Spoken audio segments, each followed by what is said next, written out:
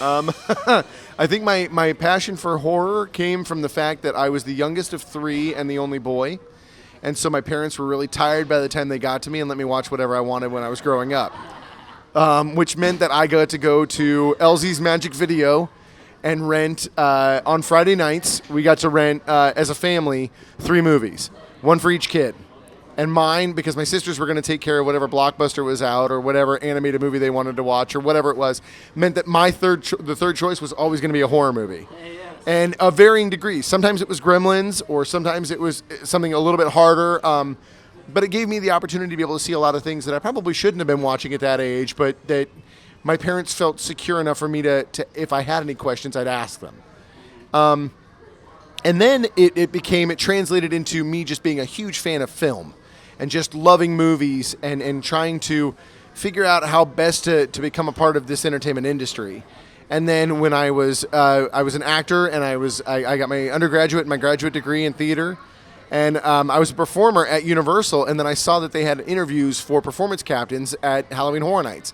And I had been as a fan and just looking at the massive spectacle and the potential of themed entertainment and placing a haunted attraction within a theme park.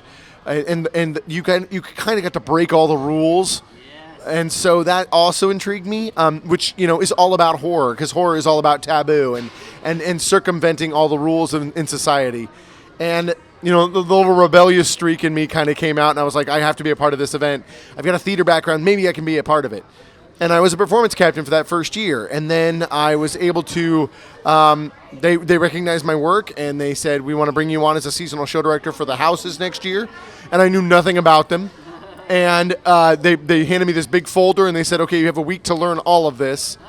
And so I dove in head first, and I learned everything about all the houses and was able to work with those teams. And then that next year, at the end of that haunt season in 2008, they invited me to become a part of the concept team for 2009. And then I was on a concept team for 2009, seasonal show director for 2009, and then in 2010 until 2020, I was a creative development show director for Universal Orlando. So that meant I dealt with not only houses, but also streets and shows during Horror Nights and helped build up the event to where it is as part of that team.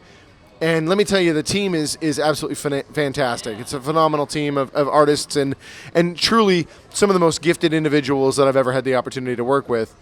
But then COVID hit, and now I'm no longer there, and I've been freelancing for the last year, and now found my way into not only being the lead creative writer for Scream and Stream, but also the creative director of Hallow Scream Orlando.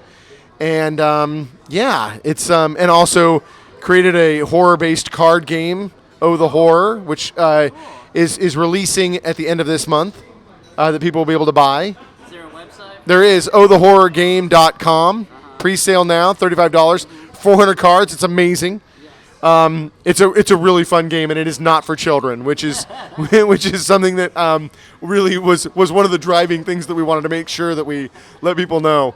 But yeah, it's a fantastic game, and go ahead and give it a try. But also, in giving the opportunity to be able to do not only a mainstream haunt like Hallow Scream Orlando and do the initial inaugural Fear for and with them, but also being able to do something like this, which is Scream and Stream, and devise a drive-through horror adventure. Yes. Where it's a 22 to 27-minute adventure that you go through, and you literally have to fight off zombies and clowns on your way through this adventure, where you physically have to be the person that solves the problem and completes the challenge in order for the experience to end. Yeah, I was impressed with the story, actually. I mean, and I got here, I was like a little bummed. I was like, oh, the driver didn't get to shoot. But I had so much fun, it didn't even matter. No, that's great. That's great. Because it was very involved in the story and everything and the experiences, and I can see why the drivers can't shoot. But yeah, I guess it's great. It's nice because it's safe. Because now we got the Delta. This is for talk about, I guess, putting this all together. When did you first get the idea of a concept for this? So in December of last year, Chris and company approached me and they said, hey, would you be interested in coming on and leading the creative? And I said to them, that's a great idea. Let's talk about the evolution of your event. You had so much success in 2020 because people were sheltered away from the pandemic and people were able to experience a drive-through haunt, but it's still in the safety of their vehicle. how can we best immerse them now, and how do we change that literal game for them? And we started brainstorming back and forth about the different things that they wanted to do as far as the technological upgrades of the sound and audio and special effects, and the idea of a laser gun based component to it, so that it is a point and shoot kind of experience. And we started kicking around the idea. And then I said, do you have an idea for a theme? Do you have any idea where you want to take it? And Chris said the most beautiful words, clowns versus zombies. And I was like, oh, this is not a walkthrough experience. I want this to be a drive-through experience where the car is essential to the storytelling, where your vehicle is necessary to get through. Otherwise, you can't escape. And there is a potential where something bad could definitely happen to you. And that raises, I think, the stakes. The storytelling stakes. Yeah. I'm not going to give it away. Yeah. I'm glad. That makes me happy, because we wanted to make sure that people felt as if they were not only a part of the adventure, but that they also had a hand in being able to help tell that story. Yeah. Is there multiple stories aspects, or things can go different ways, or kind of like... No, I mean, there is failure and there is not failure. Oh, okay. All right. There you go. Okay. And congratulations, you didn't fail. Yeah. Very cool. So now, today was your dress rehearsal media night. Correct. When does it run through now? The 17th through the end of the month, so through October. So there are several times for people to sign up, and please get your tickets now. Last year there were 17 event nights, and they sold out 16 of them.